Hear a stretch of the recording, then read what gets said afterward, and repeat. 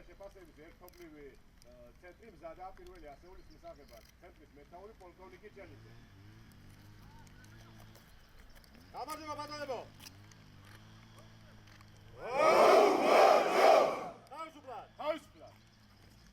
ეს დღე არის ჩვენი შეერაღებული ძალების ისტორიაში ერთ-ერთი მნიშვნელოვანი დღე. დღეს იწერება შეერაღებული ძალების ჩვენი ჯარის ისტორიაში ახალი ფურცელი. ჩაატაროთ ეს შეფასება ჩვენ წარუდგენთ ჩვენ პარტნიორებს, დოქტორს, შემფასებელს. წარმატებები მინდა გისურვოთ. We need to do live training with Georgian and NATO officers. It shows that we need this training and together. Just remember.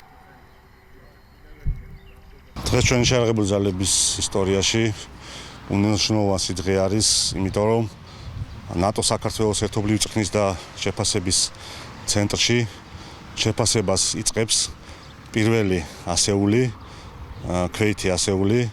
ეს არის 51 ბატალიონის ალფა ასეული. ეს არის პირველი შეფასება, რომელსაც მოყვება სხვა ქვეითი ასეულების შეფასება. ეს პროცესი გაგრძელდება მანამ სანამ ყველა ქვეითი ასეული არ გაივლის შეფასებას.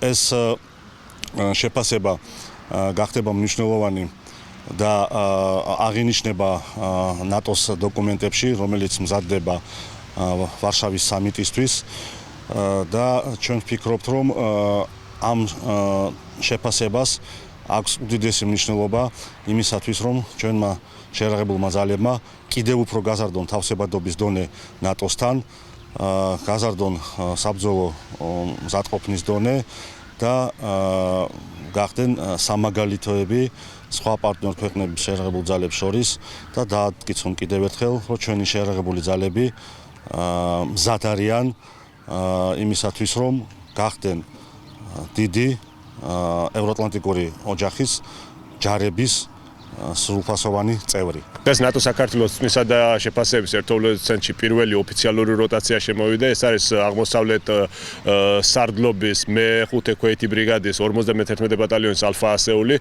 რომლებიც გაივლიან აქ წვრთნასა და შემდეგ შეფასებას და ჩაუყრიან საფუძველს ძალიან ისტორიულ ფაქტს, რომ ჩვენ და ნატოს ქვეყნები ერთნაირი სტანდარტებით ვწვნით და ვაფასებთ ქვედანაყოფებს, რათა დავადგინოთ მათი ბრძოლის უნარიანობა, მათი საბრძოლო მზადყოფნა და კიდევ ერთხელ აღმოხრათ ის პრობლემები თუ კიდევ რამე არსებობს, რაც შემდეგში ხელს შეუწყობს ჩვენს თავსებადობას ნატოს მოთხოვნებთან.